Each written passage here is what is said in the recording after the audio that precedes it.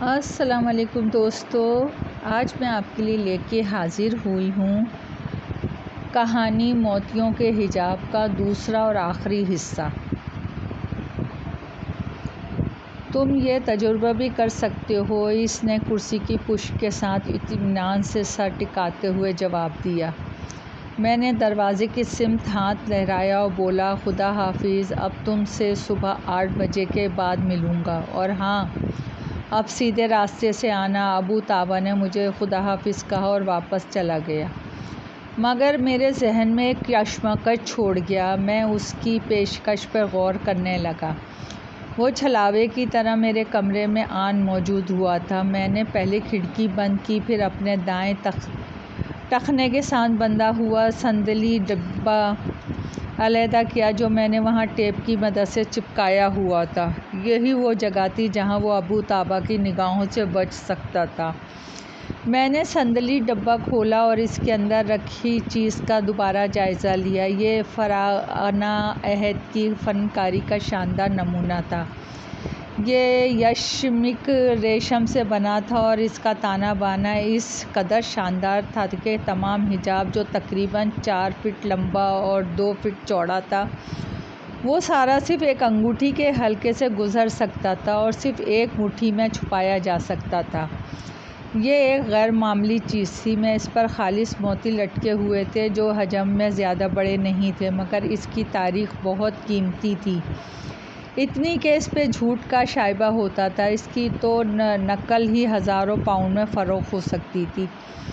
اس صبح کے وقت میں اپنے ایک پرانے واقف کار سلمان علوی سے ملنے اس کی رہائش گاہ پہ پہنچ گیا، جس سے پہلے بھی کئی دفعہ میں کاروباری لین دین کر چکا تھا۔ پیر کی رات 9 بجے کے بعد ایک بوڑھی مصری خاتون جو سر سے پاؤں تک سیاہ چادر میں ملبوس تھی اور اس کے چہرے پر ویسا ہی سیاہ نقاب تھا، اس دروازے کے سامنے آ کے رک گئی۔ یہ دروازہ نواب یوسف بیگ کے وسیع و عریض محل کے باغ کا تھا۔ اس خستہ حال بڑھیا سے کچھ فاصلے پر ابو طابا بھی موجود تھا، اور وہ مخالف دیوار کے سائے میں دبکا ہوا تھا۔ اس نے 3 دفعہ ہلکی اور پھر 2 دفعہ تیزی سے اس دروازے پہ دستک دی تھی۔ فوراً ہی ایک چھوٹی کھڑکی دروازے میں نمودار ہوئی اور اس میں سے ایک خوفناک شکل والے حبشی کا چہرہ نمودار ہوا۔ میں تاجر علی محمد کا پیغام لائی ہوں، مجھے شاہ ہمارا خاتون تک پہنچا دو، میں نے نحیف سی آواز میں کہا۔ اس کی مہر دکھاؤ۔ وہ حبشی موٹا تازہ وزنی ہاتھ باہر پھیلاتے ہوئے غرایا۔ میں نے فوراً وہ انگوٹھی اس کی ہتھیلی پہ پھیلی ہتھیلی پہ رکھ دی جو میں نے علی محمد کی طرف بوش کے اندر سے حاصل کی تھی۔ وہ ہاتھ اندر غائب ہو گیا۔ زنانہ آواز میں کچھ سرگوشیاں سنائی دیں، پھر دروازہ ایک ہلکی سی آواز سے صرف اتنا تھوڑا سا کھل گیا جس میں سے صرف میں اندر داخل ہو سکتا ہوں۔ اندر آ کے میں نے اپنے آپ کو باغ میں پایا۔ مکمل چاند کی روشنی میں وہ باغ شاندار اور دلکش نظارہ پیش کر رہا تھا اور کسی مصور کی تخلیق کا حسین شاہکار معلوم ہو رہا تھا۔ باغ کے ساتھ موجودہ عمارت کی چھجا دار محرابی کھڑکیاں یوں نظر آ رہی تھیں جیسے وہ کوئی باحجاب خاتون ہو جس کی حفاظت کئی شاندار اور لمبے تگڑے تڑنگے سیدھے کھڑے پام اور کھجور کے درخت کر رہے تھے۔ یوں لگ رہا تھا کہ میں الف لیلہ کی دور میں آ گیا ہوں اور یہ زمانہ خلیفہ ہارون رشید کا ہے۔ ایک لڑکی جس کا پورا جسم ایک لمبی سیاہ اور سر اسکارف میں ڈھکا ہوا تھا میرے سامنے کھڑی تھی۔ اس کے پاؤں میں سرخ رنگ کے جوتے تھے اور 2 موٹی سیاہ آنکھیں نقاب کے پیچھے سے جھانک رہی تھیں۔ اس کے جسم کا صرف یہی حصہ نمایاں تھا۔ اس کا دبلا پتلا جسم اس قوی ہیکل حبشی کے سامنے بالکل بچوں جیسا نظر آ رہا تھا۔ مجھے یہ نظارہ کچھ اچھا نہ لگا کیونکہ اس قسم کے حبشیوں سے ابو طابا کے تہہ خانے میں میری ملاقات کچھ زیادہ خوشگوار نہ تھی۔ اماں، جلدی میرے پیچھے آؤ، وہ لڑکی بولی، اور تم یہاں رکو۔ اس نے حبشی کی طرف انگلی سے اشارہ کیا۔ میں خاموشی سے اس کے پیچھے چل پڑا۔ راستہ باغ کے بیرونی دیوار کے بالکل متوازی تھا، جس پر اونچی دیوار کا سایہ تھا۔ پورا باغ گلاب کے پھولوں سے معطر تھا۔ باغ کی عین وسط میں ایک بڑا سا فوارہ، جس کے گرد سنگ مرمر کا ایک چبوترا تھا اور چاروں طرف گلاب کے پھولوں کی جھاڑیاں۔ ہم محل کے ایک طرف تھے۔ اس کی محرابی کھڑکیاں چاند کی روشنی میں پراسرار طریقے سے چمک رہی تھیں، مگر ان کے اندر کوئی حرکت نظر نہیں آ رہی تھی۔ چلتے چلتے ہم ایک روشن پر پہنچے، جس کے دونوں طرف چوبی جالیاں لگی ہوئی تھیں۔ اس روش کا خاتمہ ایک چھوٹے مگر بھاری دروازے پہ ہوا، جس پہ کیل جڑے ہوئے تھے۔ یہاں میری رہنما نے چابی لگا کے اس کا قفل کھولا۔ دروازے میں داخل ہو کے اس نے اپنے پیچھے دروازہ دوبارہ بند کر لیا۔ اب ہم گہری تاریکی میں تھے۔ جلدی ہی یہ تاریکی ایک لیمپ کی زرد روشنی سے دور ہو گئی۔ یہ لیمپ اس عورت نے ہمیں کہیں سے اٹھا کر روشن کیا تھا۔ میں نے دیکھا کہ سامنے 24 سیڑھیاں اوپر جا رہی تھیں۔ ہم ان پہ قدم رکھ دیے۔ اوپر پہنچ کے اس لڑکی نے ایک دروازہ اور کھولا اور لیمپ وہیں سب سے اوپر والی سیڑھی پہ چھوڑ دیا، اور اس دروازے کے دوسری طرف ایک چھوٹا سا ہشت پہلو کمرہ تھا، جس کی دیواریں لکڑی کی تھیں، جن پر عمدہ کند کاری کی ہوئی تھی۔ پورے فرش پہ غالیچے اور قالین بچھے ہوئے تھے اور فضا میں گہری سحر انگیز خوشبو آ رہی تھی۔ دروازے کے بھاری پردے برابر کرتے ہوئے میری رہنما باہر چلی گئی اور میں وہاں اپنے سائے کے ساتھ تنہا رہ گیا۔ فوراً ہی وہ لڑکی دوبارہ کمرے میں داخل ہوئی، مگر اب وہ اندرونی دروازے سے آئی تھی۔ یہ دروازے کھلنے پر ہلکی مدھم سی موسیقی سنائی دی، اور جب میری رہنما نے انگلی کے اشارے سے مجھے اندر بلایا تو میں اس کے پیچھے چل دیا۔ اب میں جس کمرے میں تھا وہ بلا شبہ بربر خوبصورتی کا منہ بولتا شاہکار تھا۔ اس کی خوبصورتی کو شاہمارا کی حسین شخصیت دو چند کر رہی تھی۔ کمرے کی دیوار میں قدیم طرز کے سب سنگ مرمر مزین تھے۔ ایک کونے میں آبوسی دیوان پڑا تھا، جس کے پائے چیتے کی ٹانگوں اور پنجوں سے مشابہ تھے۔ اس دیوان پر چیتے کی کھال ہی سے مشابہ ایک باغیچہ تھا۔ اس کے اوپر جو گدیاں پڑی تھیں وہ بھی اسی طرح کی تھیں، بلکہ شاید وہ چیتے کی کھال ہی کی تھیں۔ یہ دیوان ایک چبوترے پہ رکھا ہوا تھا جو 2-3 قدم اونچا تھا۔ اس چبوترے کے پہلو میں ایک چھوٹا سا تالاب تھا، جس میں پانی چھوٹا سا ہی ایک فوارہ چل رہا تھا۔ پورے کمرے میں مدھم روشنی پھوٹ رہی تھی۔ تالاب کے کنارے پر ایک بڑا سا نقرائی مکھرا رکھا ہوا تھا، جس سے مسرور کن دھواں اٹھ رہا تھا۔ اس دیوان پہ شاہمارا نیم دراز تھی۔ ایک ہی نظر میں مجھے اندازہ ہو گیا کہ اس کے حسن کے چرچے بے جا نہیں تھے، وہ ان کی مکمل حقدار تھی۔ اس کے انداز میں چیتے کی سی مشابہت تھی۔ وہ چیتے کی کھال پہ نیم دراز، وہ اسی کا ایک حصہ معلوم ہو رہی تھی۔ اس کا اندازہ ایک جل پری کا سا تھا۔ آنکھیں مصری طرز کی، بالکل مخروطی، سر کے اوپر کپڑے کے کوئی بالکل پگڑی کی طرح لپیٹا ہوا تھا، جس کا رنگ بالکل دودھ کی طرح سفید تھا، اور اس کے سامنے ماتھے پہ ایک جڑاؤ برج ٹکا ہوا تھا جو قدیم مصری طرز کا تھا، شاید فرعونوں کے 14ویں خاندانوں کے نشانی۔ میری نگاہیں اس کے گزاد جسم پہ پھسلنے لگیں۔ وہ پوری طرح زیوروں سے لدی پھدی تھی۔ اس کے نرم گزاد حرارہ آفرین بازوؤں کے گرد سونے کے بے شمار کڑے اور انگلیوں میں ان گنت انگوٹھیاں تھیں جن میں موتی جڑے ہوئے تھے۔ اس کی پنڈلیوں میں جو مشاک رقاصوں جیسی سبکتگی تھی، سنہری پاجیبیں تھیں۔ ایک یاقوت بالکل کبوتر خون رنگ جیسا اس نے بائیں پاؤں کی انگوٹھی میں پہن رکھا تھا۔ اس کے ناخن عمدگی سے تراشے ہوئے اور مہندی کے رنگ میں رچے ہوئے تھے۔ اس کی نشیلی آنکھیں پوری طرح مجھ پہ جمی ہوئی تھیں۔ تم وہ یشمک لائی ہو؟ اس نے پوچھا۔ اے لعل مصر، تاجر علی محمد نے مجھے حکم دیا ہے کہ میں یہ یشمک مقررہ قیمت پہ آپ کو پیش کروں۔ یہ اس غریب آدمی کا واحد خزانہ ہے۔ میں آواز بدلتے ہوئے منمنایا۔ شاہمارا دیوان پہ سیدھی ہو کے بیٹھ گئی۔ اس کے ابرو تن گئے، وہ مجھے گھونٹنے لگی۔ اس نے اپنے پاؤں میں اس گدی پہ رکھا جو دیوان کے نیچے فرش پہ رکھا ہوا تھا۔ کہاں ہے وہ یشمک و غرائی؟ میں تاجر علی محمد کو خود ہی بعد میں رقم بھیج دوں گی۔ اے مہتاب مشرق، برائے مہربانی اس یشمک کی قیمت اس تھیلی میں ڈال دو۔ میں نے اپنے ہاتھ چھپانے کی ہر ممکن کوشش کرتے ہوئے چمڑے کی ایک تھیلی قریب پڑے ایک چھوٹی میز پر رکھ دی، جس پہ پہلے ہی کچھ پھل پڑے ہوئے تھے۔ کمرے میں کچھ دیر خاموشی رہی، صرف فوارہ چلنے کی مدھم آواز ابھر رہی تھی۔ شمارہ غصیلی نظروں سے مجھے گھور رہی تھی، پھر وہ تھوڑا سا آگے کھسکی اور اپنے زیور سے لدے پھدے ہاتھ سے میری طرف اشارہ کرتے ہوئے سانپ کی طرح سرسراتی ہوئی آواز میں بولی، میں تمہیں اس محل کے کسی ایسے تاریخ تہہ خانے میں بند کر دوں گی اور کسی کو تمہارا کوئی اتا پتہ بھی نہیں ملے گا۔ میں نحیف آواز میں منمنایا، اے شجر درہ!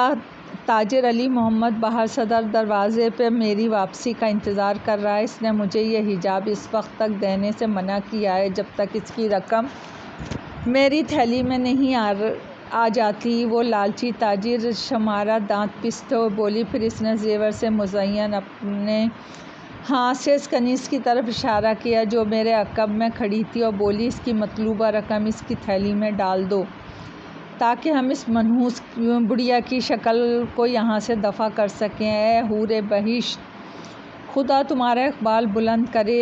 اپنا کام بنتا دیکھ کے میں نے چاپلوسی سے کام لیا۔ اس کنیز نے ایک مفصل الماری سے ایک چوبی ڈبہ نکالا اور میری آنکھوں کے سامنے اس میں سے سکے نکال کے گننے شروع کر دیے۔ میز پر ایک چھوٹا سا ڈھیر لگ گیا، پھر آخری سکہ بھی کھنکھناتا ہوا ڈھیر کے اوپر جا گرا۔ اب اس ڈبے میں مزید سکے نہیں ہیں، 100 پاؤنڈ کم ہیں۔ وہ کنیز شمارہ کی طرف دیکھتے ہوئے بولی، یشمک یہاں رکھو، یہ سکے اٹھاؤ اور دفع ہو جاؤ یہاں سے۔ شمارہ کا غصہ عروج پر پہنچ گیا تھا۔ تاجر علی محمد بقایا رقم چھوڑنے کو ہرگز تیار نہ ہوگا۔ میں جلدی سے بولا اور پھر اس کی پگڑی میں ٹکے قدیم برج کی طرف اشارہ کرتے ہوئے کہنے لگا، باقی رقم کے بدلے اپنی پگڑی کا یہ برج دے دو۔ میری بات سنتے ہی شمارہ کے تن بدن میں جیسے آگ سی لگ گئی ہو۔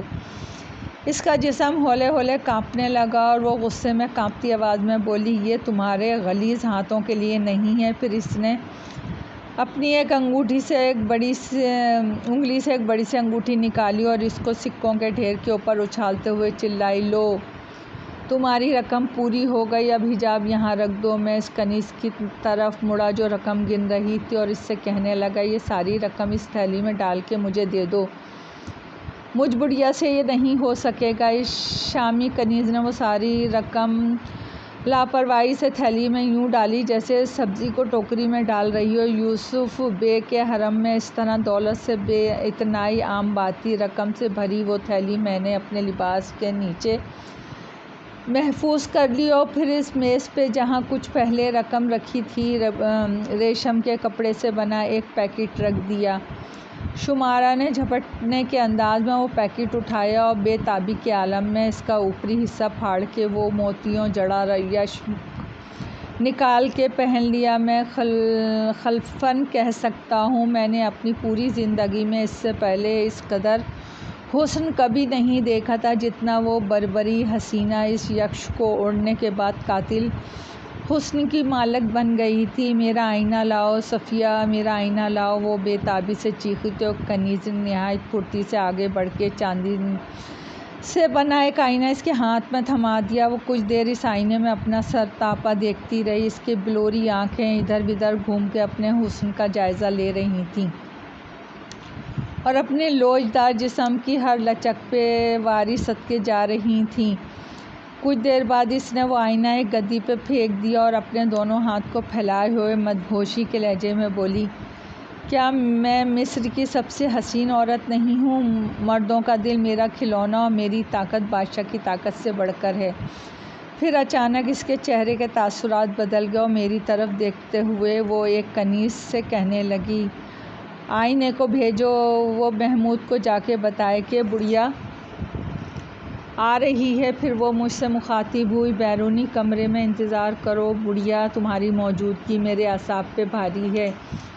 جو حکم آپ کا، میں نے جواب دیا اور اس کی طرف مڑ گیا جدھر اس کی انگشت اشارہ کر رہی تھی۔ میں واپس اسی ہشت پہلو کمرے میں آ گیا اور میرے نکلتے ہی اندرونی دروازہ سختی سے بند ہو گیا۔ اس نے نیم روشن کمرے میں میری رہنما نے دوبارہ اپنی چادر اچھی طرح اپنے جسم کے گرد لپیٹی، دروازہ کھولا اور مجھے سیڑھیوں سے نیچے اترنے کا اشارہ کیا۔ میں کوئی خطرہ مول لینا نہیں چاہتا تھا، نہ ہی چاہتا تھا کہ کوئی خنجر میری پشت میں ترواز ہو جائے، اس لیے بولا، پیاری بیٹی، تم میرے آگے چلو۔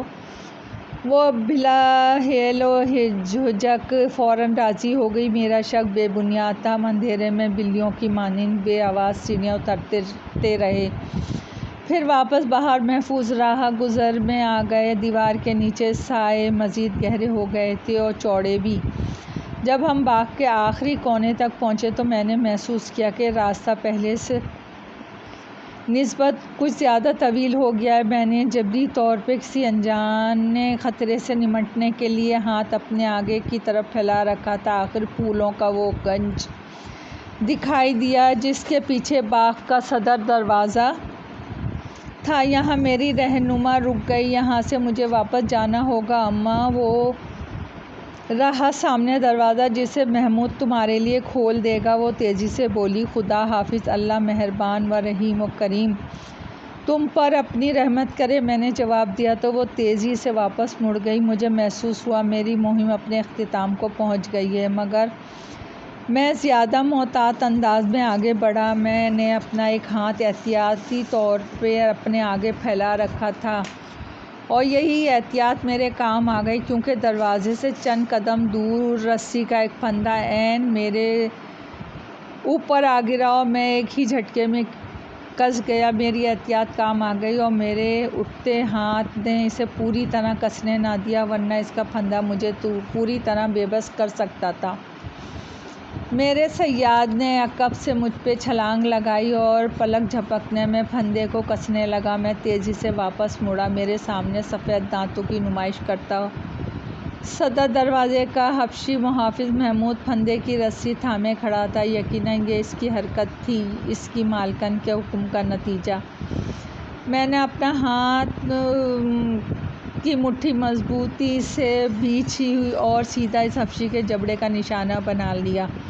پل بھر میں اس کے چمکتے ہوئے چند دانت منہ سے باہر زمین پہ ادھر ادھر بے تکلفی سے لڑھکتے نظر آئے۔ اس سے پہلے کہ وہ اس حملے سے سنبھل پاتا، میں نے اپنے لباس کے نیچے سے لوہے کا راڈ نکالا اور اس کے کھلے جبڑے میں دے مارا۔ رسی پر اس کی گرفت فوراً ڈھیلی پڑ گئی اور وہ واپس دروازے کی طرف بھاگا۔ میں نے اسے گردن سے دبوچ لیا اور بولا، جلدی کرو، دروازہ کھولو، ورنہ میں یہ لوہے تمہاری گدی میں مار کر حلق کے باہر نکال دوں گا۔ چند ہی لمحوں میں یوسف بے کے باغ سے باہر سڑک پہ کھڑا تھا اور میری کمر کے ساتھ بندھی سکوں کی موٹی تھیلی کو میرے ہاتھ بخوبی محسوس کر رہے تھے۔ میں نے اطمینان کی ایک گہری سانس لی، اس لیے کہ میں ایک نقلی حجاب فروخت کر آیا تھا جس پہ نقلی موتی جڑے تھے، جو سلمان علوی نے 4 دن کی دن رات محنت مشقت سے میرے لیے تیار کیے تھے۔ مجھے دیکھتے ہی ایک دیوار کے سائے سے ابو طابہ باہر رینگ آیا۔ کیا تم نے اپنا کام مکمل کر لیا؟ شہبات کے سائے اس کے چہرے پہ رینگ رہے تھے۔ ہاں، کر دیا، میں نے کہا۔ اب جلدی چلو، خطرہ ہے، وہ لوگ کسی بھی وقت سر پہ آ پہنچ سکتے ہیں۔ اس سنسان گلیوں میں ایک تنہا پام کے درخت کے نیچے 2 گھوڑے والی ایک بگھی ہمارا انتظار کر رہی تھی۔ بگھی میں بیٹھتے ہی میں نے ابو طابہ کو وہ صندلی ڈبیا تھما دی جو مجھے علی محمد کی طرف تربوش کے اندر سے ملا تھا۔ گاڑی چلنا شروع ہوئی تو ابو طابہ نے وہ صندلی ڈبیا کھولی اور اس کے اندر جھانکا۔ چاندی کے ڈبے کے اندر موتیوں جڑا وہ یشمک موجود تھا۔ اس کو اس نے چھوئے بغیر ڈبہ دوبارہ بند کر کے اپنی کالی عبا کے نیچے چھپا لیا۔ میں نے سکوں کے کھنکھنانے کی آواز سنی اور پھر ایک مہر بند تھیلی اس نے میرے ہاتھ میں تھما دی۔ یہ 3000 انگریزی پاؤنڈ ہیں، ابو طابہ بولا۔ 1000 پاؤنڈ اس کمیشن کے جو تم نے علی محمد کو واپس کرنی ہے، اور 2000 پاؤنڈ اس چیز کے جو تم نے مجھے دی ہے۔ میں نے وہ تھیلی بھی پہلے کی سانت والی اپنی عبا کے نیچے دبا لی۔ میرا دل بلیوں اچھل رہا تھا۔ میں دونوں طرف سے فائدے میں رہا، اور اب جو حجاب میں نے ابو طابہ کے حوالے کیا تھا وہ بھی سلمان الوی کے فن کا منہ بولتا دوسرا شاہکار تھا۔ اس نے ایک ہی قسم کی 2 نقلیں تیار کی تھیں۔ اب مجھے اصل سے فائدہ اٹھانا تھا۔ اس گھر پہنچ کر جہاں میں نے بھیس بدلا تھا، ابو طابہ نے مجھے چھوڑ دیا تاکہ میں دوبارہ اپنی اصل حلیے میں آ کر اپنے ہوٹل واپس جا سکوں۔ شب خیر ابو طابہ، میں نے کہا۔ شب خیر پاشا۔ کھلے دروازے سے وہ مڑا اور پھر ایک مسکراہٹ اچھالتا ہوا باہر نکل گیا۔ آدھی رات بیت چکی تھی جب میں نے اپنے ہوٹل واپس پہنچا، سیدھا اپنے کمرے میں آیا اور ٹیبل لیمپ روشن کر کے ایک طویل خط اپنی کمپنی کو لکھنے لگا۔ خط مکمل کرنے کے بعد میں نے اپنے سوٹ کیس کا کھولنا چاہا تو کچھ عجیب سا محسوس ہوا۔ چابی لگاتے ہی میں فوراً کھل گیا۔ اس کے اندر میرے کاروباری کاغذات تھے۔ میں نے ایک بڑا سا مہر بند لفافہ نکالا جو میں نے اس خط کے ساتھ لگانا تھا۔ صبح یہ خط میں نے کمپنی کے نام روانہ کر دیا۔ میں تھکا ہوا مگر خوش تھا۔ ٹھیک 15 دن بعد جب میں لنچ کر رہا تھا، مجھے ایک رجسٹرڈ خط اپنی کمپنی کی طرف سے موصول ہوا۔ لکھا تھا: محترم پاشا، ہم یہ ریشمی حجاب واپس بھیج رہے ہیں جس کو آپ نے فرعون اختانو کے شاہی مبادے کی دیوداسی کا بتلایا ہے جو اس کے مقبرے سے چرایا گیا تھا۔ آپ کا لکھا ہے کہ آپ نے یہ ہمارے لیے 1000 پاؤنڈ میں خریدا ہے۔ ہم ایک نقلی چیز کے لیے اتنی بڑی رقم برداشت نہیں کر سکتے اور نہ توفیق رکھتے ہیں کہ آپ جیسا نوادرات کا ماہر اتنی گھٹیا نقل ہمیں بھیجے گا۔ ہم نقل نہیں خریدتے۔ خدا حافظ۔ یہ عبارت پڑھ کے میرا دماغ بھگ سے اڑ گیا۔ 7 آیا پیکٹ میں نے بے تابی سے پھاڑ کے کھولا اور پاگلوں کی طرح اس یکمشت کو دیکھنے لگا جو اس کے اندر تھا۔ میں نے نظر میں پہچان گیا، یہ وہ دوسرا نقلی تھا جو سلمان الوی نے میرے کہنے پہ تیاری کی تھی اور میں نے ابو طابہ کے حوالے کیا تھا۔ ساری حقیقت مجھ پہ عیاں ہونے لگی۔ جس دن میں یوسف بیگ کے حرم میں گیا، اسی صبح میں نے اصل یشمک پیک کر کے اپنے سوٹ کیس میں رکھا اور پھر اسے دوبارہ کھول کر دیکھے بغیر خط کو کمپنی کے ساتھ پوسٹ کر دیا۔ یوسف بیگ کے حرم سے واپسی اور ابو طابہ سے رخصت ہونے کے بعد ہوٹل واپس پہنچنے میں تقریباً 1 گھنٹے کا وقفہ تھا۔ اب میں سمجھ گیا کہ اس رات میرے سوٹ کیس کا تالا کیوں خراب تھا۔ میری نظروں میں ابو طابہ کی وہ دھیمی ساحرانہ مسکراہٹ گھومنے لگی۔ دوستو، کہانی پسند آئی ہو تو لائک اور سبسکرائب کیجیے۔ آپ کی دعاؤں کی طلبگار۔